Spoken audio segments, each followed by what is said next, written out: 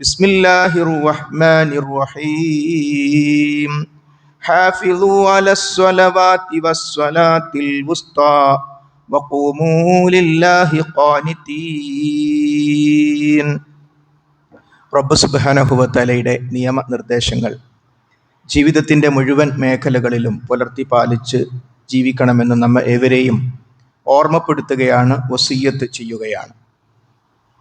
മനുഷ്യ ജീവിതത്തിൻ്റെ വിജയത്തെ കുറിക്കുന്ന ഒരു സത്യവിശ്വാസിയുടെ ഏറ്റവും പ്രധാനപ്പെട്ട മാനദണ്ഡമാണ് ആ വ്യക്തിയും നമസ്കാരവും തമ്മിലുള്ള ബന്ധം.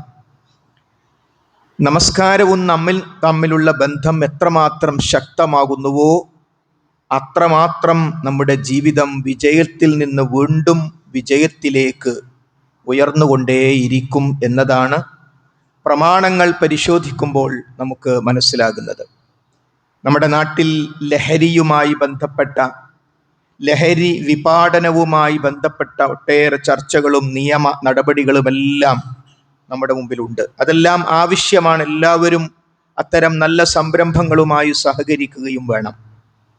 ലഹരിക്കടിമപ്പെട്ടവർ അതിൽ നിന്ന് മോചിതമാകാൻ പലപ്പോഴും ചികിത്സാ കേന്ദ്രങ്ങളിൽ, ഡി അഡിക്ഷൻ കേന്ദ്രങ്ങളിൽ എത്തിച്ചേരും.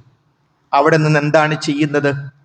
അവർക്ക് ലഹരിയിൽ നിന്ന് രക്ഷപ്പെടാൻ ആഗ്രഹമുണ്ട് എന്നതുകൊണ്ട് തന്നെ മെഡിസിൻ കൊടുത്തുകൊണ്ടും കൗൺസിലിംഗ് കൊടുത്തുകൊണ്ടും അവർക്ക് മദ്യവും മയക്കുമരുന്നും ലഭ്യമല്ലാത്ത രൂപത്തിൽ ലഭ്യമല്ലാത്ത രൂപത്തിൽ അവരെ പരിശീലിപ്പിച്ചുകൊണ്ട് ഡി അഡിക്ഷനിലേക്ക് അവരെ എത്തിക്കുകയാണ് യഥാർത്ഥത്തിൽ അത്തരം കേന്ദ്രങ്ങളിൽ നിന്ന് ചെയ്തുകൊണ്ടിരിക്കുന്നത്. അവിടെയാണ് ഈ അടുത്ത് ചില ആളുകൾ ഡി അഡിക്ഷൻ സെൻ്ററുകളിൽ എത്തിയതിന് ശേഷം വീണ്ടും അവർ മയക്കുമരുന്നിലേക്ക്, മദ്യത്തിലേക്ക് തിരിച്ചുപോയി. അതിനുശേഷം ഇത്തരം കേന്ദ്രങ്ങളിൽ വീണ്ടും അവരെത്തി. അപ്പോൾ അതിൻ്റെ അർത്ഥം എന്താണ്? അവർ തിരിച്ചു മയക്കുമരുന്നിലേക്ക്, മദ്യത്തിലേക്ക് പോയപ്പോഴും ആഗ്രഹം എന്താണ്? രക്ഷപ്പെടണം എന്നു തന്നെയാണ്. മുസ്ലിങ്ങളായ ആ സുഹൃത്തുക്കൾ, അവരുമായുള്ള സംസാരത്തിൽ അവർ പറഞ്ഞത്, ഞങ്ങൾ ഇവിടെയുള്ളപ്പോൾ കൃത്യമായി നമസ്കരിക്കുമായിരുന്നു. അത്തരമൊരു സെൻ്ററിലാണ് അവരെത്തിപ്പെട്ടത്. കൃത്യമായി ഞങ്ങൾ നമസ്കരിക്കുമായിരുന്നു. അത് കഴിഞ്ഞ് ഞങ്ങൾ ഞങ്ങളുടെ നാട്ടിലേക്ക് പോയപ്പോൾ നമസ്കാരം ഞങ്ങൾ നിലനിർത്തുകയും ചെയ്തിരുന്നു. എന്നാൽ പതിയെ പതിയെ ഞങ്ങൾ നമസ്കാരത്തിൽ നിന്നും അകന്നുപോയി. ആ അകൽച്ചയാണ് വീണ്ടും ഞങ്ങളെ ഈ മദ്യത്തിലേക്ക്, മയക്കുമരുന്നിലേക്ക് അഥവാ ലഹരിയിലേക്ക് എത്തിച്ചത് എന്നാണ്. അപ്പോൾ ജീവിതത്തിലെ തിന്മകളും അതോടൊപ്പം നമസ്കാരവും തമ്മിലുള്ള അഭേദ്യമായൊരു ബന്ധവും നമുക്കിവിടെ കാണാൻ പറ്റും. നമസ്കാരത്തിന്റെ ലക്ഷ്യം പറഞ്ഞെടുത്ത് ഇന്ന സ്വലാത്ത തൻഹാ അനിൽ ഫഹ്ശാഇ വൽ മുൻകർ, തീർച്ചയായും നമസ്കാരം നീചവും നികൃഷ്ടവുമായ പ്രവർത്തനങ്ങളിൽ നിന്ന് തടയുന്നു എന്ന് വിശുദ്ധ ഖുർആൻ കൃത്യമായി പഠിപ്പിച്ചിട്ടുണ്ട്. വിശുദ്ധ ഖുർആനിലെ 2-ാം അധ്യായം സൂറത്ത് ബഖറയിലെ 238-ാമത്തെ ആയത്താണ് നമ്മുടെ മുമ്പിൽ ഓതി വെച്ചത്. ഹാഫിളൂ അലസ്സലാഹ് വസ്സലാത്തിൽ വുസ്താ വഖൂമൂ ലില്ലാഹി ഖാനിതീൻ. എല്ലാ നമസ്കാരങ്ങളെയും, വിശിഷ്യ മധ്യ നമസ്കാരത്തെയും കുറിച്ച് നിങ്ങൾ സൂക്ഷിച്ചു പോരുവീൻ. ഹാഫിളൂ, നിങ്ങൾ നന്നായി ശ്രദ്ധിക്കണം. അള്ളാഹു പറയുകയാണ് സത്യവിശ്വാസികളോട്, നമസ്കരിക്കുന്നവരോട് പറയുകയാണ്, നിങ്ങൾ നമസ്കാരത്തെ ശരിക്കും ശ്രദ്ധിക്കണം. നമസ്കാരത്തിന്റെ കാര്യത്തിൽ സൂക്ഷ്മത, ശ്രദ്ധ നിങ്ങൾക്ക് വേണം. വസ്സലാത്തിൽ വുസ്താ, മധ്യ നമസ്കാരം, അതിനെക്കുറിച്ചുള്ള ചെറിയ ചെറിയ വീക്ഷണ വ്യത്യാസങ്ങൾ ഉണ്ടെങ്കിലും അസർ നമസ്കാരമാണ് അതുകൊണ്ട് ഉദ്ദേശിക്കുന്നത് എന്നതാണ് ഭൂരിഭാഗം പണ്ഡിതന്മാരും വ്യക്തമാക്കിയിട്ടുള്ളത്.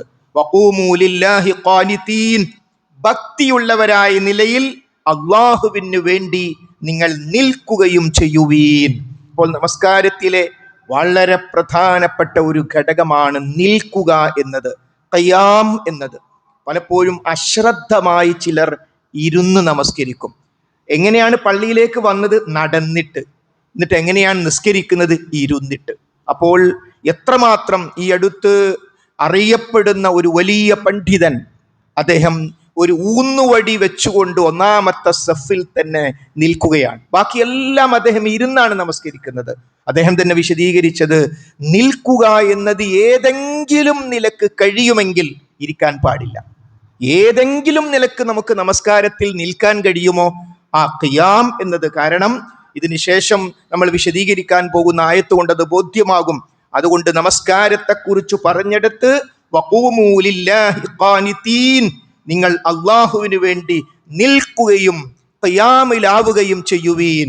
ഇരുന്ന് നമസ്കരിക്കേണ്ട ഘട്ടങ്ങൾ വരും, അതേപോലെ തന്നെ കിടന്ന് നമസ്കരിക്കേണ്ട ഘട്ടങ്ങൾ വരും. അതൊന്നും ഇതിനെതിരല്ല. പക്ഷേ നിൽക്കാൻ കഴിയുന്ന ഒരു വ്യക്തി മറ്റേതായാലും എനിക്ക് സുജൂദുർ റുക്കൂന്നും കഴിയില്ലല്ലോ, ഇതങ്ങ് ഇരുന്ന് ചെയ്തേക്കാം എന്നൊരിക്കലും വിചാരിക്കാൻ പാടില്ല. നിൽക്കാൻ പറ്റുന്ന വ്യക്തി പരമാവധി നിൽക്കുക തന്നെയാണ് വേണ്ടത് എന്നതാണ്. നോക്കൂ, ഇവിടെ ഹാഫിളു അലസ്വല, നിങ്ങൾ നമസ്കാരത്തെ നിങ്ങൾ ശ്രദ്ധിക്കണം, നിങ്ങൾ സൂക്ഷ്മത പുലർത്തണം, നിങ്ങൾ നമസ്കാരത്തിന്റെ കാര്യത്തിൽ അങ്ങേയറ്റത്തെ ശ്രദ്ധ വേണം എന്ന് പറയുന്നിടത്ത് ഒട്ടേറെ കാര്യങ്ങൾ സത്യവിശ്വാസികൾ മനസ്സിലാക്കേണ്ടതുണ്ട്. നോക്കൂ, നമ്മുടെ ജീവിതത്തിൽ മഹാനായ നബി കരീം സല്ലല്ലാഹു അലൈഹി വസല്ലം അവിടുത്തെ ജീവിതത്തിന്റെ സമാപന മണിക്കൂറുകൾ, സമാപന ദിവസങ്ങളിലും മണിക്കൂറുകളിലും അവിടുത്തെ ജീവിതത്തിൽ സംഭവിച്ചത് ഇടക്ക് ബോധം നഷ്ടപ്പെട്ടു പോവുക എന്നതായിരുന്നു. ബോധം നഷ്ടപ്പെട്ടു പോകുമ്പോൾ ചുറ്റുമുള്ള സഹാബാക്കൾ അവിടുത്തെ മുഖത്തേക്ക് വെള്ളം കുടഞ്ഞ് എഴുന്നേൽപ്പിക്കാൻ ശ്രമിക്കുന്നു. എഴുന്നേറ്റ ഉടനെ അവിടുന്ന് ചോദിച്ചത് അസ്വലാ അസ്വലാ. മറ്റൊന്ന് അടിമകളുടെ കാര്യമാണ് ചോദിച്ചത്. വിഷയവുമായി ബന്ധപ്പെട്ടതാണല്ലോ നാം ഇവിടെ പറയുന്നത്. അപ്പോൾ നമസ്കാരം, ആ ബോധമില്ലാത്ത സന്ദർഭത്തിൽ നമസ്കാരത്തിന് വല്ല വീഴ്ചയും പറ്റിയോ എന്നതാണ്. ആരുടെ പേരിലാണോ നാം ഷഹാദത്ത് പറയുന്നത്, ആ മഹാനായ നബി കരീം സല്ലല്ലാഹു അലൈഹി വസല്ലം ഈ ലോകത്തോട് വിട പറയും മുമ്പ് ഒരു സ്വഹാബിയും പറഞ്ഞില്ല, അള്ളാന്റെ റസൂൽ നിങ്ങൾ ബുദ്ധിമുട്ടാക്കല്ലേ, ഹറമിന് നിസ്കരിക്കുന്നുണ്ടാകും, മക്കത്ത് നിസ്കരിക്കുന്നുണ്ടാവും എന്ന് ആരും പറഞ്ഞില്ല. നമ്മുടെ നാട്ടിലെ പലരും പറയാറുണ്ട്, ഔലിയാക്കന്മാരുടെ വലിയയുടെ അടയാളമായി പോലും പറയാറുണ്ട്, അവർക്ക് 40 തടിയുണ്ട്, ഒരു തടി ഹറമ് നിസ്കരിക്കുന്നുണ്ടാവും. സാധാരണ അന്ധവിശ്വാസികൾ പ്രചരിപ്പിക്കുന്ന ഒരു കാര്യമാണ്. ലോകത്തുള്ള ഏറ്റവും വലിയ ആരാണ്? അമ്പിയാക്കന്മാരിൽപ്പെട്ട ഏറ്റവും മഹാനാരാണ്? ഒരു സംശയവും ലോകത്തില്ല. കബർ പൊട്ടിപ്പിളർന്ന് ആദ്യമായി പുറത്തേക്ക് വരുന്നത് ആദം നബി അലൈഹി ഇസ്ലാം അല്ല, മുഹമ്മദ് മുസ്തഫ നബി കരീം സല്ലല്ലാഹു അലൈഹി വസല്ലമാണ്. സ്വർഗത്തിലേക്ക് ആദ്യമായി പ്രവേശിക്കുന്നത് നബി കരീം സല്ലല്ലാഹു അലൈഹി വസല്ലമയാണ്. സ്വർഗപ്രവേശനത്തിന്റെ ഉദ്ഘാടനം നിർവഹിക്കുന്നത് ആ റസൂലുള്ളാഹി സല്ലല്ലാഹു അലൈഹി വസല്ലം ബോധം പോകുമാറ് പനിയും മറ്റു പ്രയാസങ്ങളും ഉള്ളപ്പോൾ പോലും അവിടത്തേക്ക് ബോധം വരുമ്പോഴേക്കും വുളു ചെയ്യിപ്പിക്കാനും നമസ്കരിപ്പിക്കുവാനുമാണ് ഓർമ്മപ്പെടുത്തുന്നതെങ്കിൽ ഒരു സന്ദർഭത്തിലും സഹോദരന്മാരെ, നമസ്കാരം ഉപേക്ഷിക്കാൻ, അതൊഴിവാക്കാൻ ഒരു സത്യവിശ്വാസിക്ക് യാതൊരു മാർഗവും ഇല്ല എന്നത് നാം മനസ്സിലാക്കണം. നമസ്കാരത്തെ നമുക്ക് ഒരു മരണം സംഭവിച്ചാൽ, ഒരു മരണം നമ്മുടെ ഏറ്റവും അടുത്തൊരു ബന്ധുവിന്, നമ്മുടെ ഇഷ്ടപ്പെട്ട ഒരു വ്യക്തിക്ക് ഒരു മരണം സംഭവിച്ചാൽ നമ്മുടെ പ്രതീക്ഷ എന്താണ്? മയ്യത്ത് നമസ്കാരമാണ്. മഴയില്ലാത്ത പ്രയാസം വന്നു, കന്നുകാലികൾ വരെ ചത്തുപോകുന്ന അവസ്ഥയിലേക്ക് നമ്മുടെ നാട്ടിൽ വരൾച്ച വ്യാപിച്ചു. അപ്പോൾ ചർച്ച എന്തിനെ കുറിച്ചാ? മഴയ്ക്ക് വേണ്ടിയുള്ള നമസ്കാരത്തെ കുറിച്ചാണ്. ഗ്രഹണം ബാധിക്കുന്നു, പെട്ടെന്ന് ഇരുടുമൂടുന്നു, വരാൻ പാടില്ലാത്ത അല്ലെങ്കിൽ പ്രതീക്ഷിക്കാത്ത ഒരു സന്ദർഭത്തിൽ. അപ്പോൾ എന്താ ചർച്ച? ഗ്രഹണ നമസ്കാരം. നോക്കൂ, ജീവിതത്തിന്റെ ഏത് പ്രതിസന്ധികളും അതേപോലെ തന്നെ സന്തോഷത്തിന്റെ അവസ്ഥകൾ, ശുക്റിന്റെ അവസ്ഥയിൽ വന്നു. എന്തേ? അവിടെയും നമസ്കാരവും സുജൂദുമാണ് മഹാനായ നബി കരീം സല്ലല്ലാഹു അലൈഹി വസല്ലം നമുക്ക് പഠിപ്പിച്ചു തന്നത്. ഇനി സത്യവിശ്വാസികളുടെ ആനന്ദം അതാണ് രാത്രി നമസ്കാരം. രാത്രി നമസ്കാരം ഭാരമല്ല സഹോദരങ്ങളെ, അത് വലിയ ആനന്ദം നൽകുന്ന ഒരു കാര്യമാണ്. ലോകം ഉറങ്ങിക്കിടക്കുമ്പോൾ നമുക്ക് ഈമാനുണ്ട് എന്ന് നമുക്ക് ഉറപ്പിക്കാവുന്ന കാര്യം. പടച്ചോനെ, ഞാൻ എഴുന്നേറ്റിരിക്കുന്നു, എല്ലാവരും ഉറങ്ങാണ്, ഞാൻ എഴുന്നേറ്റിരിക്കുന്നു. എന്തിന്? നിന്നോട് സംസാരിക്കാൻ. എനിക്ക് കുറെ കാര്യം നിന്നോട് പറയാനുണ്ട്, സുജൂദ് ചെയ്യാൻ, റുക്കൂ ചെയ്യാൻ. ഞാനിതാ എഴുന്നേറ്റിരിക്കുന്നു. നബി കരീം സല്ലല്ലാഹു അലൈഹി വസല്ലമക്ക് രാത്രി നമസ്കാരം നിർബന്ധമാണ്, നമുക്കറിയാം. നമുക്കാകട്ടെ സുന്നത്ത് നമസ്കാരങ്ങളിൽ ഏറ്റവും മുമ്പിൽ നിൽക്കുന്ന ഏറ്റവും സുപ്രധാനമായ സുന്നത്ത് നമസ്കാരമാണ് രാത്രി നമസ്കാരം. അപ്പൊ എല്ലാ സന്ദർഭങ്ങളിലും നമസ്കാരമാണ്. അതുകൊണ്ട് വിശുദ്ധ ഖുർആൻ 23-ാം അധ്യായം സൂറത്തുൽ മുഅ്മിനൂനിൽ തുടക്കം തന്നെ പറഞ്ഞത് ഖദ് അഫ്ലഹൽ മുഅ്മിനൂൻ, സത്യവിശ്വാസികൾ വിജയിച്ചിരിക്കുന്നു. ഒന്നാമത്തെ പ്രത്യേകത അല്ലദീനഹും ഫീ സ്വലാത്തിഹിം ഖാശിഊൻ, അവർ നമസ്കാരങ്ങളിൽ ഖുശൂ ഉള്ളവരാണ്, അതിൽ ശ്രദ്ധ ചെലുത്തുന്നവരാകുന്നു എന്നതാണ്. അതുകൊണ്ട് നമസ്കാരം തൗഹീദ് കഴിഞ്ഞാൽ, ശിർക്കിൽ നിന്ന് മുക്തമായാൽ, അല്ലാഹു അല്ലാത്തവരെ ആരാധിക്കുന്ന, അല്ലാഹു അല്ലാത്തവരെ വിളിച്ചു പ്രാർത്ഥിക്കുന്ന, അല്ലാഹു അല്ലാത്തവർക്ക് നേർച്ച കൊടുക്കുന്ന, അല്ലാഹു അല്ലാത്തവരുടെ ഒരു വഴിപാട് കൊടുക്കുന്ന ആൾ നിസ്കരിച്ചിട്ട് കാര്യമില്ല. ഓരോ നിസ്കരിക്കാൻ പറഞ്ഞിട്ടേ ഇല്ല. ജനങ്ങളെ നിസ്കരിക്കുന്ന ഖുർആനിൽ എവിടെയില്ല. സത്യവിശ്വാസികളെ നിസ്കരിക്കുന്നേ ഖുർആനിലുള്ളൂ. എന്ന് പറഞ്ഞാൽ നബി കരീം സല്ലല്ലാഹു അലൈഹി വസല്ലമയുടെ ആദ്യത്തെ 13 വർഷം, ആദ്യത്തെ 13 വർഷത്തിനിടക്ക് ധാരാളം സഹാബികൾ മരണപ്പെട്ടു പോയി, ഒരു നിസ്കരിച്ചിട്ടില്ല. നിസ്കരിക്കാതെ സ്വർഗത്തിൽ പോയി. കാരണം നിസ്കാരം നിർബന്ധാക്കിയിട്ടില്ല. നിസ്കാരം നിർബന്ധാക്കിയാലല്ലേ നിസ്കരിക്കേണ്ടതുള്ളൂ. നോമ്പ് നിർബന്ധമാക്കിയാലല്ലേ നോമ്പ് നോൽക്കേണ്ടതുള്ളൂ. അപ്പോൾ ആദ്യ സന്ദർഭങ്ങളിൽ റസൂലുള്ളയോടൊപ്പം വിശ്വസിച്ച സ്വഹാബികൾ നിസ്കരിച്ചില്ല, പക്ഷെ അവർക്ക് സ്വർഗമുണ്ട്. എന്താ കാര്യം? ഒരു ലാ ഇലാഹ ഇല്ലല്ലാഹ് സ്വീകരിച്ചു. നമസ്കാരം നിർബന്ധമാക്കുമ്പോഴേക്കും അവർ ഈ ലോകത്തോട് വിട പറഞ്ഞു. അപ്പോൾ ആരാ നമസ്കരിക്കേണ്ടത്? അതാണ് മുആദ് ബിൻ ജബൽ റളിയല്ലാഹു അൻഹുവിനെ നബി കരീം സല്ലല്ലാഹു അലൈഹി വസല്ലം യമനിലേക്ക് ദഅവത്തിന് വേണ്ടി അയക്കുകയാണ്. അപ്പൊ റസൂലുള്ളാഹി സ്വല്ലല്ലാഹു അലൈഹി വസല്ലം അവിടത്തേക്ക് ഉപദേശ നിർദ്ദേശങ്ങൾ കൊടുക്കുകയാണ്. അഥവാ ഒരു ദഅവത്തിന് വേണ്ടി മറ്റൊരു നാട്ടിലേക്ക് റസൂലുള്ളാഹി അയക്കുകയാണ്. നമ്മുടെ നാട്ടിലൊക്കെ അന്ധവിശ്വാസങ്ങൾ പ്രചരിച്ചു കൊണ്ടിരിക്കുന്ന പ്രദേശത്തേക്ക് നമ്മൾ ചില ആൾക്കാരെ വിടും. നിങ്ങൾ ഈ CD കയ്യിൽ വെച്ചോളൂ, ഈ ലഘുലേഖ കയ്യിൽ വെച്ചോളൂ, ഈ ഖുർആൻ പരിഭാഷ കയ്യിൽ വെച്ചോളൂ. നിങ്ങൾ വീട്ടിൽ പോയി അവർക്ക് ഇസ്ലാമിനെ പരിചയപ്പെടുത്തണം. ആ പരിചയപ്പെടുത്തുമ്പോൾ നമ്മൾ നമ്മുടെ നാട്ടിൽ ചില നിർദ്ദേശങ്ങൾ കൊടുക്കാറുണ്ട്. ആ നിർദ്ദേശങ്ങൾ കേട്ടുകൊണ്ട് അവർക്ക് ഖുർആൻ പരിഭാഷ കിട്ടിയതുകൊണ്ടാണ് ആയിരക്കണക്കിന് മനുഷ്യന്മാര് ഇന്ത്യയിലും കേരളത്തിലും ഇസ്ലാം സ്വീകരിച്ചത്. അതേപോലെ തന്നെ മുസ്ലിങ്ങളിൽപ്പെട്ട അന്ധവിശ്വാസം അറിയാതെ അന്ധവിശ്വാസങ്ങൾ ആയ ആളുകൾ തിരിച്ച് യഥാർത്ഥ അഹ്ലുസുന്നത്തി വൽ ജമാഅത്തിൽ എത്തുന്നത്. റസൂലുള്ളാഹി കൊടുക്കുന്ന നിർദ്ദേശം, നീ അവരോട് ആദ്യമായി പറയേണ്ടത് ലാ ഇലാഹ ഇല്ലല്ലാഹ് മുഹമ്മദ് റസൂലുള്ളാഹിയാണ്.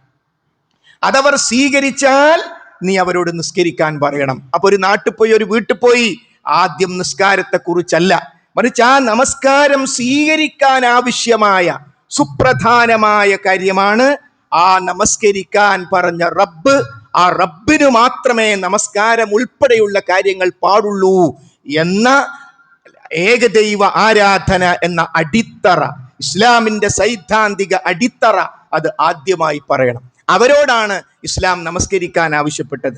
ആ തൗഹീദ് ഉള്ളവരെ സംബന്ധിച്ചിടത്തോളം പിന്നീട് ഒന്നാമത്തെ വിഷയം നമുക്ക് എല്ലാവർക്കും അറിയാം, ആദ്യമായി വിചാരണ ചെയ്യപ്പെടുന്ന വിഷയം നമസ്കാരമാണ്. അതിന് മറ്റൊരർത്ഥം എന്താ? നിസ്കാരല്ലേ, പിന്നെ വേറെ ചോദ്യമല്ല എന്നതിന്റെ വേറൊരു അർത്ഥം. അള്ളാഹു നമ്മെ കാത്തുരക്ഷിക്കുമാറാകട്ടെ. നമസ്കാരത്തിന്റെ വിഷയത്തിൽ കൃത്യമായ മറുപടി ഇല്ലെങ്കിൽ പിന്നെ ഒന്നും അവനോട് ചോദിക്കേണ്ടയില്ല എന്നാണ് അർത്ഥം. അപ്പൊ അത്രയും ഗൗരവമാണ് ഇസ്ലാമിൽ നമസ്കാരം എന്ന് പറയുന്നത്. അതുകൊണ്ട് തന്നെ ആ നമസ്കാരത്തിന്റെ വിഷയത്തിൽ നോക്കൂ, ഒട്ടേറെ സ്റ്റെപ്പുകളിലൂടെയാണ് നമ്മൾ നമസ്കാരത്തിലേക്ക്. പലരും പറയും ഖുശൂ കിട്ടാൻ എന്താ ചെയ്യേണ്ടത്? എനിക്ക് വലിയൊരു ആഗ്രഹമുണ്ട്, ശരിക്കൊരു അല്ലാഹു സുബ്ഹാനഹു വ തആലയെ ഭയഭക്തിയോടുകൂടി നിസ്കരിക്കണം എനിക്ക് ഭയങ്കര ആഗ്രഹമുണ്ട്. പക്ഷെ സാധിക്കുന്നില്ല. ചിലപ്പോൾ ആദ്യക്കാട്ട് സാധിക്കും, പിന്നെ ചിന്ത മാറിപ്പോകും. ഇത് പറയാത്ത ആരും ഉണ്ടാവില്ല, പലർക്കും ഈ ഒരു അവസ്ഥയുണ്ടാകും. അതിനുള്ള മറുപടി എന്താണ്? ഇസ്ലാമിൽ ഒട്ടേറെ കാര്യങ്ങൾ, എല്ലാം പ്രമാണങ്ങൾ ഉദ്ധരിച്ചു പറയാൻ ഒരു ഖുതുബയിൽ സാധ്യമല്ലല്ലോ. അതിലേറ്റവും പ്രധാനം സഹോദരി സഹോദരന്മാരെ, നമസ്കാരത്തിന് വേണ്ടിയുള്ള ഒരുക്കമാണ്. നമസ്കാരത്തിന് വേണ്ടിയുള്ള ഒരുക്കമാണ്. ആ ഒരുക്കത്തിന്റെ തുടക്കം ഹയ്യാലൽ ഫലാഹ്.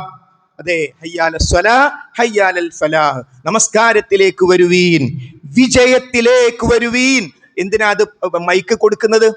എന്തിനാ മൈക്കിൽ നമ്മൾ പ്രത്യേകം വരിസംഖ്യ എടുത്ത് ശമ്പളം കൊടുത്ത് എന്തിനാ മുഅദ്ദിനെ നിർത്തിയത്? കേൾക്കാനാണ്. അല്ലാതെ അമുസ്ലിങ്ങൾ പോലും നമസ്കാരം ഈ ബാങ്കിന് ഉപയോഗിക്കാറുണ്ട്. ദുഹ്റാൻ കൊടുത്താൽ ഭക്ഷണത്തിന്റെ ഏകദേശം അടുത്തെത്തി, വൈകുന്നേരം അസർ കേട്ടാൽ ജോലി തീരാൻ ഏകദേശം സമയമായി. പലരും ഉപയോഗിക്കാറുണ്ട്. പല ഉപകാരവും അതുകൊണ്ടുണ്ട്. അതിനൊന്നും അല്ലല്ലോ യഥാർത്ഥത്തിൽ ബാങ്ക് വെച്ചത്. സത്യവിശ്വാസികളുടെ ചെവികളിലേക്ക് ആ ശബ്ദമെത്തിക്കാൻ വിജയം വേണോ? റബ്ബുമായി അടുത്തോ, റബ്ബുമായി സംസാരിച്ചോ. നീ ഏതൊരവസ്ഥയിലാണെങ്കിലും റബ്ബിന്റെ വിജയത്തിന്റെ മാർഗത്തിലേക്ക് വരൂ. ആ വിളി കേൾക്കുന്നതോടുകൂടി നമസ്കാരത്തിന്റെ ഒരുക്കം ആരംഭിച്ചു. നമസ്കാരവുമായി ബന്ധപ്പെട്ട ഒരുക്കം ആ സന്ദർഭത്തിൽ സഹോദരന്മാരെ ആരംഭിച്ചു. അതോടുകൂടി മനസ്സ് റെഡിയായി. പിന്നീട് മിസ്വാക്ക് ചെയ്യണം. അത് നിർബന്ധമല്ല, പക്ഷേ എൻ്റെ സമുദായത്തിന് ബുദ്ധിമുട്ടാകില്ലായിരുന്നുവെങ്കിൽ എല്ലാ ഫർള് നമസ്കാരത്തോടനുബന്ധിച്ചുള്ള വുളുവോട് ചേർന്നുകൊണ്ട് ഞാൻ മിസ്വാക്ക് നിർബന്ധമാക്കുമായിരുന്നു എന്ന് നബി കരീം സല്ലല്ലാഹു അലൈഹി വസല്ലം പഠിപ്പിച്ചു. അതിൻ്റെ അർത്ഥം എന്താ? കഴിയുമെങ്കിൽ നമ്മൾ മിസ്വാക്ക് ചെയ്യാൻ ശ്രമിക്കുക തന്നെ വേണം എന്നതാണ്. മിസ്വാക്ക് ചെയ്യുന്നു വീട്ടിലാണെങ്കിൽ, അതിനുശേഷം പിന്നെ നമ്മുടെ ഒരുക്കം. വീട്ടിലാണെങ്കിൽ നമ്മൾ വീട്ടിൽ നിന്നും വുളു ചെയ്യുന്നു. എന്തിനാണ്? പള്ളിയിൽ എല്ലാവരും പോയിട്ട് ഉപയോഗിക്കുമ്പോൾ എന്തിനാ കരണ്ട് അവിടെ ചെലവാക്കുക? നമ്മുടെ വീട്ടിൽ വെള്ളല്ലേ, വീട്ടിൽ നിന്ന് വുളു ചെയ്യുന്നു. അത് കഴിഞ്ഞ് വീണ്ടും ആ വീട്ടിൽ നമ്മുടെ മുസല്ലയിൽ, ഏത് ചെറ്റക്കുടിലും ഒരു മുസല്ലയുടെ സ്ഥലം നമ്മൾ മാറ്റി വെക്കണം. അട്ടപ്പാതിരക്കൊന്ന് എഴുന്നേറ്റ് ഒരു വിഷമം അള്ളാഹുവിനോടൊന്ന് തുറന്നു പറയാൻ, സ്വർഗം തരണേ, നരകത്ത് നിന്ന് രക്ഷപ്പെടുത്തണേ എന്ന് നമ്മുടെ വീട്ടിൽ നിന്ന് കരഞ്ഞു പ്രാർത്ഥിക്കാൻ ഒരു സ്ഥലം നമ്മുടെ വീട്ടിലുണ്ടാകണം. വലിയ പ്ലാന്. അവസാനം പറയും, നിസ്കരിക്കാൻ എത്ര നോക്കിയിട്ട് ഒരു സ്ഥലം കിട്ടിയില്ല, എഞ്ചിനീയർക്കും കൂടെ കിട്ടിയില്ല. കിട്ടേണ്ട സമയം വരും. ധിക്കാരമല്ലേ അത്? എത്രയാ ഓരോ റൂമിലും സ്ഥലം കൊടുത്തത്, എത്രയാ കാർ പോർച്ച് കൊടുത്തത്, പക്ഷെ നിസ്കരിക്കാൻ ഒരു സ്ഥലമില്ല. അത് പാടില്ല സഹോദരങ്ങളെ, ശ്രദ്ധിക്കണം. റസൂലുള്ളാഹി സ്വല്ലല്ലാഹു അലൈഹി വസല്ലം മഹാന്മാരായ സ്വഹാബാക്കളുടെ വീടുകളിൽ പള്ളികൾ ഉദ്ഘാടനം ചെയ്തു. ഫർളുസ്കാരം പള്ളിയിലേ പറ്റുന്ന റസൂൽ തന്നെ പഠിപ്പിച്ചതാ. കാരണങ്ങളില്ലെങ്കിൽ ഫർളുസ്കാരത്തിന് ആള് കുറഞ്ഞപ്പോ ഇവിടെ മറ്റാരെങ്കിലും ഇമാം നിർത്തിയിട്ട് അകാരണമായി ജമാഅത്തിന് പങ്കെടുക്കാത്തവരുടെ വീടുകൾ ഞാൻ തീ വെച്ചാലോ എന്ന് റസൂൽ. അതിന്റെ അർത്ഥം എന്താ? ഫർളുസ്കാരം പള്ളിയിലാണ്. പിന്നെ ഇതിനാ വീട്ടിൽ പള്ളി ഉദ്ഘാടനം ചെയ്തത്? അതെ, അവിടെ നിസ്കരിക്കാൻ. സ്ത്രീകൾക്ക് എപ്പോഴും പള്ളിയിൽ വരാൻ പറ്റില്ല, അവർക്ക് നിസ്കരിക്കാൻ. അപ്പോൾ സുന്നത്ത് നമസ്കാരം വീട്ടിൽ വെച്ച് നിർവഹിച്ച് ആ വുളുവോടുകൂടി പള്ളിയിലേക്ക് നടന്നു പോകണം. അങ്ങനെ പള്ളിയിലേക്ക് നടന്നു പോകാൻ പറ്റുമെങ്കിൽ നടന്നു പോകണം, അല്ലെങ്കിൽ വാഹനത്തിൽ നമ്മുടെ സൗകര്യം പോലെ. പള്ളിയിലെത്തുമ്പോൾ അവിടെയുള്ള ദിക്റുകളുണ്ട്. വലതുകാൽ വെച്ച് അല്ലാഹു മഫ്തഹ് ലി അബ്വാബ റഹ്മതിക, അതേപോലെ തന്നെ ബിസ്മില്ലാ, അതേപോലെ തന്നെ റസൂലുള്ളാഹിയുടെ സലാത്ത്, ഇതൊക്കെ ചൊല്ലിയിട്ടാണ് പള്ളിയിലേക്ക് പ്രവേശിക്കുന്നത്. അവിടെ വീണ്ടും ഒരുക്കം. പള്ളിയിലേക്ക് പ്രവേശിച്ചാൽ ഒന്നാമത്തെ സഫാണ് നമ്മുടെ ലക്ഷ്യം. ഒന്നാമത്തെ സഫാണ്. കാരണം ഒന്നാമത്തെ സഫിൽ മലക്കുകളുടെ പ്രത്യേക പ്രാർത്ഥന കിട്ടും. ഒന്നാമത്തെ സഫിൽ തന്നെ ഇമാമിന്റെ വലതു ഭാഗം കിട്ടിയാൽ അവിടെ പ്രത്യേകം പ്രാർത്ഥനയുണ്ട്. പരമാവധി ഇമാമിനോട് അടുത്ത സ്ഥലത്ത് എത്തിപ്പെടാൻ നാം ശ്രമിക്കുന്നു. അവിടെ എത്തിയപ്പോൾ ഇനിയുമുണ്ട് 4 മിനിറ്റ് ബാക്കി എങ്കിൽ അവിടെ വെച്ച് നമ്മൾ സുന്നത്ത് നിസ്കരിച്ചാ വീട്ടിൽ നിന്ന് വരുന്നത്, വീണ്ടും അവിടെ വെച്ച് തഹയ്യത്ത് നമസ്കരിക്കുന്നു. അത് കഴിഞ്ഞ് ഇനിയുമുണ്ട് ഒരു 1/2 മിനിറ്റ്. അതെ, എങ്കിൽ കൈകൾ ഉയർത്തി, സഹോദരന്മാരെ സഹോദരിമാരെ, കൈകൾ ഉയർത്തിയിട്ട് റബ്ബിനോട് പ്രാർത്ഥിക്കേണ്ട സന്ദർഭമാണ്. ബാങ്കിനും ഇഖാമത്തിനും ഇടക്കുള്ള സമയം. അല്ലാഹു സുബ്ഹാനഹു വ തആല ഒരു അടിമ പ്രാർത്ഥിച്ചാൽ തട്ടിക്കളയുകയില്ല എന്ന് റസൂലുള്ള പഠിപ്പിച്ച സമയമാണ് ബാങ്കിനും ഇഖാമത്തിനും ഇടക്ക്. അങ്ങനെ നമ്മൾ ജമാഅത്ത് നമസ്കാരത്തിൽ പങ്കെടുക്കുന്നു. അങ്ങനെ ഒട്ടേറെ ഒരുക്കങ്ങൾ നമസ്കാരത്തിലേക്ക് നമുക്കുണ്ട്. ഇനിയും സമയമുണ്ട്. ഏറ്റവും നല്ലത് നമുക്ക് ദിക്റുകൾ ചെല്ലാം. വിശുദ്ധ ഖുർആൻ പാരായണം ചെയ്യാൻ അല്പം സമയം കിട്ടുമോ എങ്കിൽ വിശുദ്ധ ഖുർആൻ പാരായണം ചെയ്യുക. അഥവാ നമസ്കാരത്തിന് വേണ്ടിയുള്ള ഒരുക്കം നമസ്കാരത്തിന് മുമ്പ് നമ്മൾ പ്രത്യേകമായി ശ്രദ്ധിക്കണമെന്നർത്ഥം. ഇനിയോ ഖുശൂ കിട്ടാൻ ഏറ്റവും സുപ്രധാനമായ കാര്യം നാം ചെയ്യുന്നത് എന്ത് എന്ന് സ്വന്തത്തെ പഠിപ്പിക്കലാണ്. അഥവാ അല്ലാഹുമായുള്ള അഭിമുഖ സംഭാഷണമാണ്. ഞാൻ നിൽക്കുന്നത് റബ്ബിന്റെ മുമ്പിലാണ്. അലി റളിയല്ലാഹു അൻഹു വുളു ചെയ്ത് പള്ളിക്കുള്ളിലേക്ക് കയറുമ്പോ അവിടുത്തെ മുഖം വിളറി പേടിച്ചിട്ട്, പടച്ചോനെ, ഞാൻ റബ്ബിന്റെ മുമ്പിലാണല്ലോ നിൽക്കുന്നത് എന്ന ഭയത്താൽ അവിടുത്തെ ഭയം വിളറിയെന്ന് സഹാബാക്കൾ റിപ്പോർട്ട് ചെയ്ത് കാണാം. അത്രമാത്രം ഞാൻ നമ്മളെ കാണുന്ന എന്നാൽ നാം കാണാത്ത റബ്ബ് സുബ്ഹാനഹു വ തആല, അവന്റെ മുമ്പിലാണ് ഞാൻ നിൽക്കുന്നത് എന്ന ബോധ്യത്തോടു കൂടിയാണ് അല്ലാഹു അക്ബർ. ഏറ്റവും കൂടുതൽ നമസ്കാരത്തിൽ ആവർത്തിക്കുന്നത് അതാണല്ലോ, അല്ലാഹുവാണ് മഹാൻ, ഞാനൊന്നുമല്ല, എനിക്കൊന്നിനും കഴിയില്ല. റബ്ബ് സുബ്ഹാനഹു വ തആല അവനാണ് മഹാൻ, അവനാണ് ഉന്നതൻ. അതാണ് അല്ലാഹു അക്ബർ. ആ അല്ലാഹു അക്ബർ പറയുമ്പോ അല്ലാഹു അക്ബറിലേക്ക് മനസ്സ് കൊടുക്കണം. മനസ്സ് വേറെ എവിടെയോ അല്ലാഹു അക്ബർ ഇവിടെ പറയുകയും ചെയ്യുന്നു. നാവ് കൊണ്ട് ഉച്ചരിക്കുന്ന അല്ലാഹു അതാണ് നമസ്കാരത്തിന്റെ ആശയതലം. ശ്രദ്ധിക്കണം. നേരത്തെ പറഞ്ഞ ഒരുക്കങ്ങളോടൊപ്പം ആശയതലം പറയുന്നതിലേക്ക് ശ്രദ്ധിക്കുക. അല്ലാഹു അക്ബർ, അല്ലാഹു ഉന്നതനാണ്, അവൻ മഹാനാണ് എന്ന് പറഞ്ഞുകൊണ്ട് കൈകെട്ടുന്നു. പിന്നീട് ഒരൊറ്റ റക്അത്ത്, നമസ്കാരത്തിന്റെ ഒരൊറ്റ റക്അത്ത് പഠിച്ചാൽ നമസ്കാരം മുഴുവൻ പഠിച്ചു. അവിടെ കൈകെട്ടുന്നത് മുതൽ, നമ്മൾ ചൊല്ലുന്ന പ്രാരംഭ പ്രാർത്ഥനകൾ മുതൽ, ഫാത്തിഹ മുതൽ, നമ്മൾ സാധാരണ സൂറത്തുകൾ മുതൽ അതിന്റെ അർത്ഥമൊന്നൊരു വ്യക്തി പഠിക്കാൻ ശ്രമിച്ചാൽ 1 ദിവസമോ 2 ദിവസമോ മതി. ചില ആൾക്കാരത് വിചാരിച്ചിട്ട് വർഷങ്ങളായി. നിസ്കാരം ഒന്ന് പഠിക്കണല്ലോ, അതിലെ ദുആ ഒന്ന് പഠിക്കണല്ലോ എന്ന് വിചാരിച്ചിട്ട് കൊല്ലങ്ങളായി. ഇപ്പൊ സമയം കിട്ടിയിട്ടില്ല. എപ്പോഴാ സമയം കിട്ടുക? അതുകൊണ്ട് ആ നമസ്കാരത്തിൽ ചെല്ലുന്ന ദിക്റുകൾ, ദുആകൾ, നമ്മൾ റുകൂഇലേക്ക് പോകുന്ന ഒരു ഉദാഹരണം. എന്താണ് അതിന്റെ അർത്ഥം? പടച്ചോനെ, ലോകത്തൊരാളുടെ മുമ്പിലും ഞാൻ കുനിയുന്ന പ്രശ്നമില്ല. ഒരു വിഗ്രഹത്തിന്റെ മുമ്പിലും, ഒരു മരത്തിന്റെ മുമ്പിലും, ഒരു വ്യക്തിയുടെ മുമ്പിലും ഞാൻ കുനിയില്ല. പടച്ചവനെ, നിന്റെ മുമ്പിൽ ഞാൻ ഇതാ അഭിനയാന്യതനായി നിൽക്കുന്നു. എന്താണ് സഹോദരങ്ങളെ സുജൂദ്? എന്റെ 8 അവയവങ്ങളും പടച്ചോനെ നിന്റെ മുമ്പിൽ. റസൂൽ പറഞ്ഞു, പ്രാർത്ഥിച്ചോ, എന്താ വേണ്ടത് പ്രാർത്ഥിച്ചോ. അപ്പോൾ നമ്മൾ അല്ലാഹുവോട് ഏറ്റവും കൂടുതൽ അടുക്കുന്ന സുജൂദ്. ഇങ്ങനെയുള്ള സന്ദർഭങ്ങളിലെല്ലാം നാം പ്രാർത്ഥിക്കുന്ന കാര്യങ്ങൾ എന്താണ് എന്ന് കൃത്യമായി നമ്മൾ അറിയുകയും അങ്ങനെ പ്രാർത്ഥിക്കാനും നമ്മൾ ഓരോരുത്തരും ശ്രദ്ധിക്കണം. അങ്ങനെ നമസ്കാരം കൂടുതൽ ബലവത്തായി, നമസ്കാരം കൂടുതൽ ശ്രദ്ധയുള്ളതായി നമ്മുടെ ജീവിതത്തിലേക്ക് വരുമ്പോൾ നമ്മുടെ ജീവിതം തന്നെ അടിസ്ഥാനപരമായി മാറ്റത്തിന് വിധേയമാകും. അല്ലാഹു സുബ്ഹാനഹു വ തആല ഖൈറിലേക്ക് ശക്തമായി നീങ്ങാൻ നമുക്കെല്ലാവർക്കും തൗഫീഖ് നൽകി അനുഗ്രഹിക്കുമാറാകട്ടെ.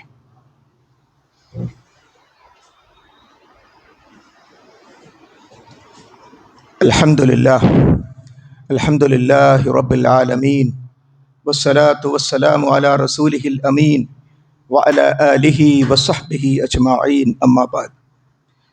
ഒരിക്കൽ കൂടി റബ്ബ് സുബ്ഹാനഹു വ തആലയുടെ നിയമനിർദ്ദേശങ്ങൾ ശ്രദ്ധിക്കണം, സൂക്ഷിക്കണമെന്ന് ഓർമ്മപ്പെടുത്തുകയാണ്. വിശുദ്ധ ഖുർആനിലെ സൂറത്ത് ബഖറയിലെ 238-ാമത്തെ ആയത്താണ് നാം കഴിഞ്ഞ 1-ാമത്തെ ഖുതുബയിൽ വിശദീകരിച്ചു. തൊട്ടടുത്ത ആയത്തിൽ അല്ലാഹു സുബ്ഹാനഹു വ തആല പറയുന്നു, ഫഇൻ ഖിഫ്തും ഫരിജാലൻ ഔ റുക്ബാന ഫഇദാ അമിൻതും ഫദ്കുറുല്ലാഹ കമാ അല്ലമകും മാ ലം തകൂനു തഅലമൂൻ. നിങ്ങൾ ഭയപ്പെടുകയാണെങ്കിൽ, നോക്കൂ, നിസ്കാരം നിങ്ങൾ ശ്രദ്ധിക്കണം എന്നാണ് 1-ാമത്തെ ആയത്ത്. ഹാഫിളു അലസ്സലാ, നിങ്ങൾ നിസ്കാരം ശ്രദ്ധിക്കണം.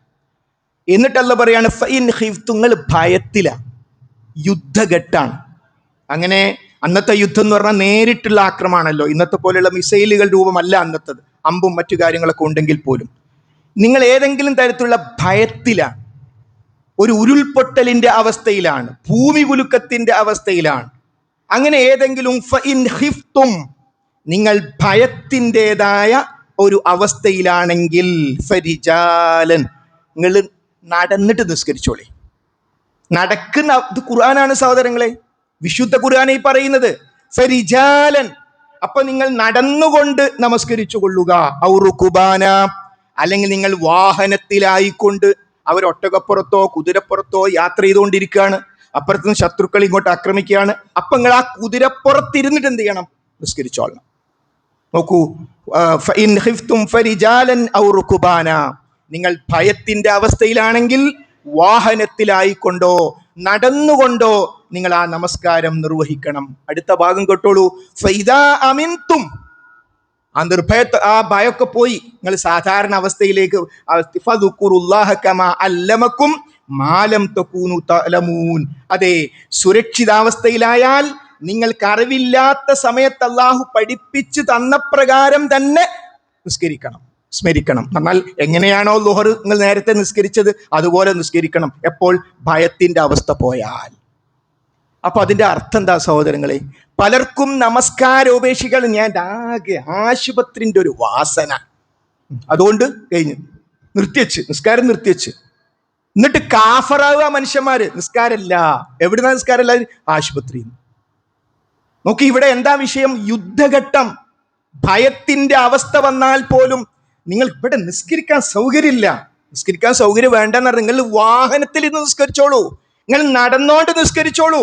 കാരണം ഉരുൾപൊട്ടൽ വരികയാണ്, ളുഹറിന്റെ സമയമാണ്, അസറായി പോകും. ആ ഓട്ടത്തിൽ നിസ്കരിച്ചു കൊള്ളണമെന്ന് അള്ളാഹ് പറയാണ് വിശുദ്ധ ഖുർആൻ 2-ാം അധ്യായം 239-ാമത്തെ ആയത്തിൽ. അപ്പോൾ നമസ്കാരം എത്ര ചെറിയ ചെറിയ കാര്യങ്ങൾക്കാണ് ആളുകൾ ഉപേക്ഷിച്ചു കൊണ്ടിരിക്കുന്നത്. ഇനിയോ ഒരു വാഹനത്തിൽ ഒരു യാത്ര ചെയ്യുന്നു, വാഹനത്തിൽ സുബഹി നമസ്കാരം ഒരു രക്ഷയില്ല സഹോദരങ്ങളെ. സുബഹി നമസ്കാരം സുബഹിന്റെ സമയത്ത് നിസ്കരിച്ചേ പറ്റൂ. അത് ഫ്ലൈറ്റിലാണെങ്കിലും ട്രെയിനിലാണെങ്കിലും കാറിലാണെങ്കിലും ബസ്സിലാണെങ്കിലും എവിടെയാണെങ്കിലും സുബഹി നമസ്കാരം ആ സമയത്ത് നിർവഹിക്കണം. അങ്ങനെ നിസ്കരിക്കുന്ന ആൾക്കാർ, ചില ആൾക്കാർ പറയും എന്താ ഇത് കിബിലൊന്നുമില്ല ആട്ട് നിസ്കരിക്കന്നെ. ആരാ പറയും നിസ്കരിക്കാത്തവൻ? സുബഹിസ്കരിക്കാത്ത അപ്പുറത്ത് കമന്റ് പറയുക എന്താ ഇപ്പൊ വരെ കഥാന്ന്. കിബില ഇല്ല അവിടെ. നമുക്ക് വേണ്ടി കിബിലന്റെ ഭാഗത്തേക്ക് ട്രെയിൻ പോവോ? അവിടെ നിസ്കരിക്കാതിരിക്കുകയാണോ? അല്ല. അപ്പോൾ അവിടെ വെച്ച് ആ നമസ്കാരം നിർവഹിക്കണം. ഒരു രക്ഷയുമില്ല നമസ്കരിക്കാതിരിക്കാൻ. അതുകൊണ്ട് ബോധമുള്ള ഓരോ സന്ദർഭങ്ങളിലും നമസ്കാരം ശ്രദ്ധിക്കണം. ചില ആളുകൾ സഹോദരങ്ങളെ വെള്ളിയാഴ്ച പള്ളി പോയില്ല ശരിയാവില്ലല്ലോ. പിന്നെ ആൾക്ക് മുസ്ലിം പോയില്ല പള്ളിയില്ല, അത് ശരിയാവില്ല. അതുകൊണ്ട് പള്ളിയിൽ വരുന്ന ആൾക്കാർ നാട്ടിലുണ്ട്. വെള്ളിയാഴ്ച ആയതുകൊണ്ട് നോമ്പിന് ലൊഹറുണ്ട്, നോമ്പല്ലാത്ത കാലത്ത് ലൊഹറില്ലേ? അപ്പൊ നോമ്പിന് മാത്രം എന്താ ലോഹർസ്കാരം? നോമ്പിന് ശ്രദ്ധിക്കേണ്ടതില്ല എന്നല്ല. എന്ന് പറഞ്ഞാൽ നമസ്കാരത്തിന്റെ കാര്യത്തിൽ അങ്ങേ അറ്റത്തെ അശ്രദ്ധ കാണിക്കുന്ന പല ആളുകളുമുണ്ട്. വേറെ ചില ആൾക്കാർ അവർക്ക് ജുമയ്ക്ക് വരണം. അപ്പൊ എന്താണെന്നറിയോ, രണ്ടാമത്തെ ജുമ കഴിഞ്ഞ് നിസ്കാരം എങ്ങനെയെങ്കിലും കിട്ടണം, ഒരു റക്അത്തെങ്കിലും കിട്ടിയാൽ മതി. അപ്പൊ എന്താ ഒരു ചടങ്ങ് തീർക്കുക. ഈ നമസ്കാരത്തിൽ പൂർണ്ണതയിൽ പങ്കെടുക്കാതെ പുറത്ത് നിൽക്കുമ്പോൾ എന്താ വർത്താനം പറയാം? ഇവിടെ നമ്മുടെ ഈ കാര്യത്തെക്കുറിച്ചല്ല പറയുന്നത്, പല സ്ഥലത്ത് നടക്കുന്ന ജുമയ്ക്ക് പങ്കെടുക്കണം. അപ്പൊ അവിടെയൊക്കെ ഒരു ചടങ്ങ് നിർവഹിക്കണം. സഹോദരങ്ങളെ, ചിന്തിക്കണം ആരോടാ നമ്മൾ കളിക്കുന്നത് എന്ന്, ഏത് വിഷയത്തിലാണെന്ന്. നാം വിദ്യാർത്ഥിയാണോ? നമ്മുടെ പഠനത്തിൽ ബറക്കത്ത് തരേണ്ടത്, പഠനം പഠിച്ചു കഴിഞ്ഞാൽ അത് ഹൃദയത്തിൽ, തലച്ചോറിൽ അത് നിലനിൽക്കാൻ നമ്മെ സഹായിക്കുന്ന ഓർമ്മശക്തി നമുക്ക് നൽകുന്നത് റബ്ബാണ്. ഓർമ്മകൾ നശിച്ചുപോയ ആൾക്കാരില്ലേ, ആക്സിഡന്റ് പറ്റി ഓർമ്മല്ല, പഴയ കാര്യം നമുക്കറിയില്ലേ. അപ്പോൾ ഈ ഓർമ്മശക്തി നമുക്ക് നൽകുന്നത് ആരാ?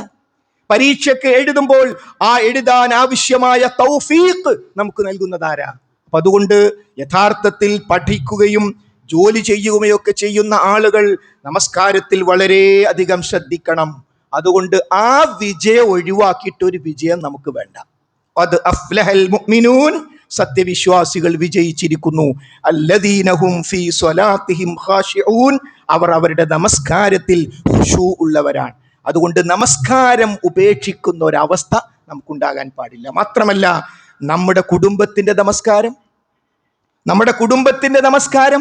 ഇപ്പോൾ ഒരുപക്ഷെ നമ്മിൽ പലർക്കും AC ഉണ്ടാകും, ഫാൻ ഉണ്ടാകും, സൗകര്യങ്ങൾ കൂടിയിട്ടുണ്ടാകും, മുമ്പത്തെ വ്യത്യസ്തമായി വാഹനം നമുക്കുണ്ടാകും. എന്നാൽ അന്നില്ലാത്ത സൗകര്യങ്ങൾ വന്നപ്പോൾ ഇന്ന് നമ്മൾ പ്രത്യേകിച്ച് സുബഹ് നമസ്കാരത്തിന് പള്ളിയിൽ വരാതിരിക്കാനുള്ള ന്യായം എന്താ? ബാക്കിയൊക്കെ പല കാരണം പറയാം. ബസ്സിലായിരുന്നു, അവിടെ ആയിരുന്നു, ഒക്കെ. സുബൈക്ക് എവിടെ പോയി? എന്തേ എഴുന്നേൽക്കാത്തത്? അള്ളാഹു തന്ന അനുഗ്രഹത്തിൽ ആ AC-യിൽ നീ അവിടെ തന്നെ പിടിച്ചു കിടന്നു പോയോ? എങ്കിൽ അറിയുക, നിന്റെ ഈ ശരീരമുണ്ടല്ലോ, ഒരുപക്ഷെ അല്പം വെയിറ്റ് ഉണ്ടെങ്കിൽ കുറച്ച് ആൾക്കാർ കൂടുതൽ താങ്ങിയെടുത്ത് നിന്നെ കബറിലേക്ക് വെക്കും. ആ കബറിന്ന് പോന്നാലുണ്ടല്ലോ നിന്റെ ആ AC തിരിച്ചു കിട്ടില്ല, ഫാന് തിരിച്ചു കിട്ടില്ല. അവിടെ രക്ഷപ്പെടണമെങ്കിൽ നിനക്ക് ആയുസ് തന്നിരുന്നു. ആ ആയുസ്സിൽ റസൂലുള്ള പ്രത്യേകം പറഞ്ഞു, സുബഹി നമസ്കാരത്തിൽ പറയണം, അസ്സലാത്തു ഖൈറും മിനൻ നൗം, ഉറക്കത്തേക്കാൾ ഉത്തമമാകുന്നു നമസ്കാരം. കാരണം എന്താ? കബറിലൊരു ഉറക്കുണ്ട്. റാഹത്തുൽ മുഅ്മിൻ, സത്യവിശ്വാസിയുടെ വിശ്രമം. അവിടെ വിശ്രമിക്കണമെങ്കിൽ ഇവിടെ ഈ കാര്യങ്ങൾ ചെയ്യണം. അതുകൊണ്ട് സഹോദരന്മാരെ, ഇന്ന് 2 ഖുത്ബയിലും നമ്മൾ നമസ്കാരത്തെക്കുറിച്ച് മാത്രം. അതുകൊണ്ട് നമ്മുടെ നമസ്കാരത്തെ പറ്റി ആദ്യം നമ്മൾ ചിന്തിക്കണം. നമസ്കാരം നമുക്ക് ഭാരമാണോ എങ്കിൽ കുസാല എന്നൊരു പദമുണ്ട് ഖുർആനിൽ. അതിന്റെ തൊട്ടും പറഞ്ഞത് കപട വിശ്വാസികളുടെ നമസ്കാരം, വിശ്വാസം ശരിയല്ലാത്ത ആൾക്കാരുടെ നമസ്കാരം, അവർ നിസ്കാരത്തിൽ കാമോ കുസാല, ഓലിങ്ങനെ അശ്രദ്ധായി അവിടെ തോണ്ടി ഇവിടെ ചെന്ന് വിട്ട് അങ്ങനെ ഉണ്ടല്ലോ, ആരോ നിർബന്ധിച്ചിട്ട് പള്ളിയിൽ വന്ന് ഈ രൂപത്തിലായിരിക്കുമെന്ന് ഖുർആനാ പറയുന്നത്. ആ നമസ്കാരം നമ്മുടെ നിസ്കാരാകാൻ പാടുണ്ടോ?